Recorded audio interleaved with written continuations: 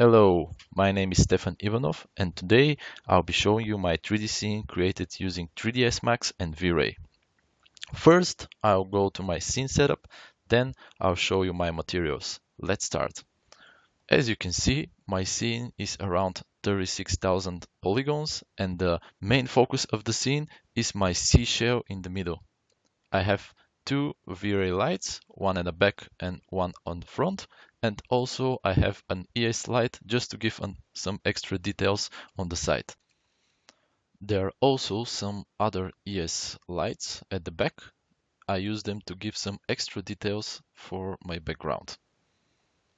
Now I'll show you my glass material with the handprint on it. Here, first I start with the reflections. On the reflections, I use values of 105 for the red, green, and blue channel. This gives me enough reflectivity for my scene, but if you want to have more reflective material, you need to have lighter values, and if you want less reflective material, you need darker values. Then is the reflection glossiness. The reflection glossiness controls if your reflections are cleaner or more matte. After setting up the reflections, I go to the refract setting.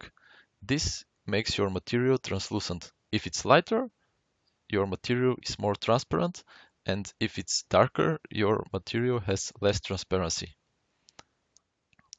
And for the last few settings, I'll show you how I created the handprint on the glass.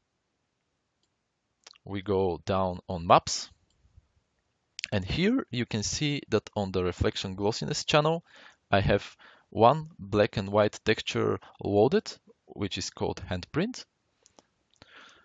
In the refract panel, I use color correction, and in the color correction, I use the same handprint texture, but the color correction gives me some more option how the texture will look like on the glass. Thank you for your time. Hope you enjoyed my video. Have a great day.